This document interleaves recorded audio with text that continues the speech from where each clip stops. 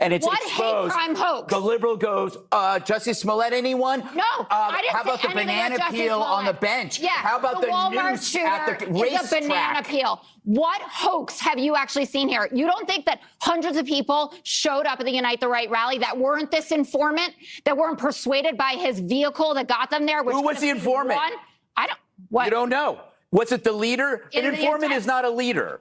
Do you think it's also? I mean, you think that's the white supremacists there? That it's not real? I don't know. I wasn't there. Are you? All I know is I never heard of it until the day that it happened. You act like you can take the word for a bunch of corrupt people. Proud Boys. So you're saying this wasn't created. You're saying this just was an organic event, just like every left-wing event. It just happened. All these right-wingers showed up. Nobody else knew about it. And you know what? Nobody people are real. Nobody. Okay. You know what? Call to action. Let me do the simplest analogy. This is like when somebody says, on average, men are taller and way more than women. And then one woman goes, but what about her? And they point to a WNBA player. Yes, Jessica, I'll give you. There probably is a bigot somewhere. But you guys created a false flag that there was this immense movement going on in this country that then put targets on people like Charlie Kirk's back, and he's dead. And a lot of other people were either threatened, physically attacked because of a false flag, which painted an entire, basically, millions of people as white supremacists. You guys ran with it. Imagine if Trump had not won and Kamala Harris had won. Imagine where the SPLC would be now. Imagine how torn apart this country would be. And by the way, I hope that this thing mends, but I don't know, because there are people like you, Jessica, who have such a sunk cost in this belief that this is a belief you were tricked into believing, to think that there's all these racists hiding behind every Cracker Barrel. No, you know what the racists were? They were the anti-racist black activists who saw this as a way to go after whites. Let's be real. What you just watched wasn't just a normal back and forth. This was a full-on argument, or that was a full-on argument about what's real and what isn't. And it starts right there with that claim, this is a hate crime hoax. That's a serious accusation. And then you hear the pushback, people bringing up past examples, trying to say, no, these things do happen. And now you got two completely different realities being argued in real time. One side is basically saying this was organic, this just happened. The other side is saying, hold on, how do we know that? Were the informants involved? Was this influence in some way? And you hear it in the clip. Who was the informant? I don't know. I wasn't there. That right there is the problem, because now we are not even debating what happened. We are debating whether we can trust the version of events we are being given. Now think about that. If people don't trust the foundation of the story, everything built on top of it starts to fall apart. And this is where it gets deeper, because the argument being made isn't just about one event. It's about a pattern. It's about whether certain narratives are being pushed in a way that paints a much bigger picture than what's actually there. You can even hear that analogy in the clip, comparing it to saying on average men are bigger than women, and then pointing to one exception. The point they're trying to make is that a few examples can be used to create the perception of something much bigger. Now, whether you agree with that or not, you can see why the argument connects with people, because once people feel like something is being exaggerated or framed in a certain way, they start questioning everything. And here's what people miss. When you lose trust in how stories are being told, you don't just question one story, you question all of them. And that's how you end up here, where people aren't just arguing facts, they are arguing reality. And here's the line that I want you to remember. You can shape the perception, you can shape the reaction. That's what's really being fought over. Now let's go on to the next clip, family. And now we know we think, the whole scam, which is to invent it. Yeah, they demonize an entire generation of young white men as a result of this narrative. But Chris, as we heard reiterated by Attorney General Blanche, the grand jury found that the SPLC was taking donors' money and then secretly funneling it to members of groups like the Ku Klux Klan. I can't imagine that if this were happening on the other side of the aisle, you would be outraged if conservative groups were secretly sending money to the KKK and stoking racism on purpose. So why is it that Democrats can't just say, hey, if you want to get rid of racism, you shouldn't actually fund the people doing the racism. So a couple things. First, as a former young white male, I never considered myself a white supremacist, so I never was bothered when people went after white supremacists. Just for the record. Will you falsely accused of being a second, white supremacist? Because that's what happened. No, I was not. But you said a whole Right? generation of young white men. So Yeah. I'm just trying to clarify what you said there. Well, younger than two, you, Chris, to be fair. two. As you've just said. Yes, well, now, but not 30 years ago. Answer the question. So Should you here's the fund thing. racism if you're trying to get rid of racism? Of course you shouldn't fund racism, but what they were doing was funding informants within the organization, which, by the way, the FBI and every other law enforcement agency in the United Well, they're States not a law funds enforcement things agency, they don't first of all. like They're to not get law enforcement. informants. Every single one. And they are trying to do their best here. Now, look, here's the thing. Maybe good, maybe a bad indictment. But the Trump administration has shown that they will go after people who have criticized them. And the Southern Poverty Law Center has criticized Trump and his allies. So there's a lot of fire here when it comes to that claim. And that is the problem right now. I also read the indictment. And I got to tell you, I think this segment is going to be longer than that indictment will last once it's in front of an actual judge. Well, we'll see. We'll see. But Jason, you know, to talk about people just being, quote, informants as if they're just innocent in this, in terms of the Charlottesville rally in particular, that fueled this narrative that all Republicans who voted for Donald Trump, and especially Donald Trump, was a white supremacist Nazi who could never be in public office. The SPLC was funding someone to the tune of $270,000 in an online leadership group that planned the Unite the Right rally in Charlottesville, Virginia, and they helped coordinate transportation back and forth. So that's not just someone showing up to a rally, gathering information, and then giving it back to a group that wants intel. That's someone who's deeply embedded in this to stoke some kind of response, which is exactly what we saw in Charlottesville and the narrative for years in the media afterward. Legs, unfortunately. It is. They've gone after the Southern Poverty Law Center, but not the KKK. They've gone after the people, the civil rights organizations, but not the actual extremist groups. They just freed the Proud Boys. What do you expect them to do? You're right, Michael. Well, excuse me, I forgot who we're dealing with. Thank you. They're on the side of the extremists, it feels like. No, they're on the side of racists and people who undermine the very principles of the country. And they have been from the very beginning, because that's where Donald Trump has always nurtured himself. And this is where the conversation keeps going, because now this shifts into something more specific. The role of informants and what's actually acceptable. You hear the argument being made in the clip.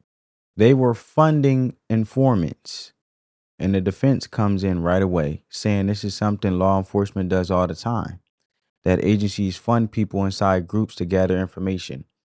And that's true at a general level. But here's where the tension comes in. What's the difference between observing something and being involved in it? Because the counter argument you hear is that this wasn't just someone quietly gathering intel. The claim being made is that this person was deeply embedded, even helping coordinate things. Now pause for a second. If that claim is accurate, that raises a completely different set of questions. Because now it's not just about monitoring, it's about influence. And that's where people start saying, this don't feel right. And you can hear the frustration in the exchange. One side is saying, of course you shouldn't fund racism. The other side is saying, that's not what this was. It was part of an investigation. But here's the issue. Those two explanations don't fully meet in the middle. One is focused on intent. The other is focused on outcome. And when those don't line up, people feel like something is being avoided. Now, think about how that lands with regular people watching this. They're hearing that money was used in connection with groups everyone agrees are bad. And then they're being told, don't worry, it was for a good reason. That's not always going to sit well. And this is where it matters, because if the explanation doesn't clearly match what people are seeing, they start filling in the gaps themselves. And once that starts happening, trust drops fast. Even the appearance of crossing a line can be enough to create doubt. It doesn't even have to be proven beyond doubt. If it looks questionable and it isn't clearly explained, it will be questioned, as people will question it. And that's how you end up with two sides talking past each other instead of actually resolving anything. And when the why is explained, but the how isn't, people don't feel satisfied. And that's when skepticism takes over. So now I want you guys to check out this last clip. Michael Steele, black man, doesn't care that the group sent $1 million to the neo-Nazis. They paid the Grand Wizard. He doesn't care. They also don't care that the group committed bank fraud, wire fraud, and defrauded all their donors. Don't care. As long as they smeared Republicans. Doesn't matter. The ends justify the means. I'm beginning to think the entire Democratic Party is a whole scam. What is it really about? Stealing money, flooding the country with illegals, and calling us racists. That's it. Every time you look under the hood, all you find are scams. COVID. Wait a second. Fauci funded the lab where the virus came from? Whoa. Somali daycare, $19 billion. Wait a second. There's no children in the daycare center. What happened to USAID? None of the money left D.C. It all went to Democrats there. Everything. Russia, Hunter, whatever happened to the Green New Deal? It was about $1 trillion, right? Where are the windmills? The green. Where are the solar panels? Where'd they go? I haven't seen anything. They haven't even built the little charging stations for the EVs. Where did it go? How about Omar? Omar, the other day, was worth $100,000. Next month, she was worth $30 million. Then she went back down to $100,000. How does that happen? They put Donald Trump on trial because of a bookkeeping thing. And she just gets away with inflating and deflating her net worth. Maybe she's hiding the money. Maybe there was never any money. Here's the point. You can't pay racists and then raise money off racism. And it all started 10 years ago in 2014 when they started incubating the nation with racism. You saw it all over television, all over the newspapers. Race, race. Remember the syrup? Remember the songs? We used to do stories on the 5 all day long. And it crushed the heart and soul of the country. Everyone was afraid. People were getting canceled. You couldn't say what you wanted to say. And then what did it turn out to be? A big, fat psyop. And it turns out we all love each other. And they don't want us to love each other. But we do anyway. We love you. Now, this is where you see what I'm talking about, family. Because when you really look at it, from things really escalating, when the conversation is shifting, from what happened to why people are defending it. You hear the claim, in the last clip of that people don't seem to care about the details as long as it fits a broader political narrative. And then it goes even further, questioning whether loyalty to a political side is outweighing everything else. Now, let's break that down in a real way, because whether you agree or disagree, people have seen moments where something gets defended on one side that would be completely unacceptable if the roles were reversed. That's not unique to one party. That's something that happens across politics. But when it keeps happening, people start noticing. And when they notice, they start asking questions. Now, layer that on top of something else, when it comes to big promises and big spending. Because you hear references to different programs, broadband expansion, infrastructure, energy projects, charging stations, and the frustration is simple. Where are the results? People hear billions of dollars, American taxpayer dollars being talked about, and then they look around, they don't see a clear difference in their everyday lives. Now, to be fair, projects can take years. There's planning, approvals, construction. It's not instant. But from the outside looking in, that delay can feel like nothing is happening at all. That's where the frustration builds. Because if expectations are high and visible results are low, people start questioning what's really going on behind the scenes. That doesn't automatically mean something improper is happening, but it does explain why people feel skeptical. And this is where it doesn't add up for a lot of folks. If everything is working the way it's supposed to, why doesn't it feel that way? And that's the question that keeps coming back. And that's what Jesse was hitting on when it comes to the Democrats. He was referring to all these things, but where's the results? And until there's a clear answer, people are going to keep filling in the blanks themselves. And that's how stronger conclusions start forming. Here's the line that I want you to remember. When expectations are high and visibility is low, trust starts to drop. And once that trust drops, everything else gets questioned too. So when you zoom out, this is what all of this really connects to: division, perception, and how people make sense of what they're being told. Because it feels like everything today is framed as a fight. Everything is us versus them. And the question people are starting to ask is, why does it always feel like that? Is it just natural disagreement? Or is there something about the way these stories are presented that keeps people locked into conflict? Now think about it like this. What gets the most attention? The most extreme stories, the most emotional reactions. That's what spreads. That's what people engage with. But the downside is that kind of content can make things feel more divided than they actually are on a day-to-day level. And that's where the concern comes in. Because when people are constantly shown the worst examples over and over again, it's like watching the news. I can't watch the news. There's always something negative. I had to divest myself from watching the news. The furthest I would go is watching the weather. I don't want to hear no negative stuff all the time. I'm sure we all family could point out or find something negative so easily, or find something that didn't go our way. But I say all that to say that it shapes how we see everything. It shapes how it can make it feel like the country is more divided, more hostile, more fractured than what most people actually experience in real life. Here's what people miss. Division doesn't always have to be created. Sometimes it just has to be emphasized.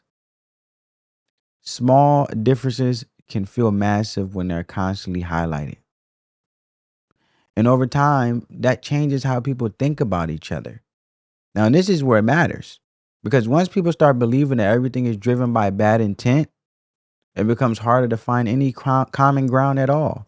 And that's a dangerous place for a country to be. One way to look at this is that people aren't just reacting to events, they are reacting to how these events are presented and explained. Not trying to throw a shot here, but when mentioned in the news, my news example, we could take it further and even mentioning, like the mainstream liberal media. Hey, let's just report the facts and let things lie where they are. Let people feel how they feel based on information instead of the intent or how it's explained to already come with the premeditated feeling to be pushed out, if that makes sense. Hopefully that makes sense, family, because I'm talking from not just a political perspective. It's bigger than that because it's a mindset shifting, right? You don't want to be with somebody who's always negative. Low energy, two birds of a feather flock together. Low energy brings low energy. Low vibration people attract low vibration people, right? I'm not trying to get all, spiritual, non-spiritual, none of that. I'm just speaking in regards of karma, right? You reap what you sow. The energy you put out into the world, you get back. And it can go the same for political commentary or political rhetoric, right? If we just stick to the facts and being objective doesn't have time for emotions because objective is just looking at it from a logical standpoint, having productive conversations. But it takes maturity for that, which we all are capable of, just like we're capable of self-control. So what I'm saying is, when those explanations don't feel complete or consistent, people start forming their own conclusions. And I'm not here to tell you what to think. I'm here to break this down so you can see it clearly for yourself. Because here's the takeaway. If you only focus on the loudest version of events, you can miss what actually is happening underneath. That's why it's important to slow down, ask questions, look at the full picture, get the context before locking into a conclusion. Because once you do that, you're not just reacting, you're actually understanding. seek understanding in all that you do. If this helped you understand this better from all of this thing going on, and we should come together and love each other. Let the love supersede the hate. I say it in every video, majority of videos. But if this helped you understand this whole thing better, take the race out, take all of it out. And actually, I just try to speak objectively to this because I believe what Morgan Freeman said. If you want to kill racism, stop speaking to it. So that's how you kill it. But if you want to keep it alive, you continue to speak to it. So I just try to model that through this conversation. If I don't entertain the racism aspect, then how could I bring life to it? So let me know what you think. Subscribe for more breakdowns like this. I hope you guys enjoyed. Just spread that peace, love, and positivity. I'll catch you in the next one, family. Peace.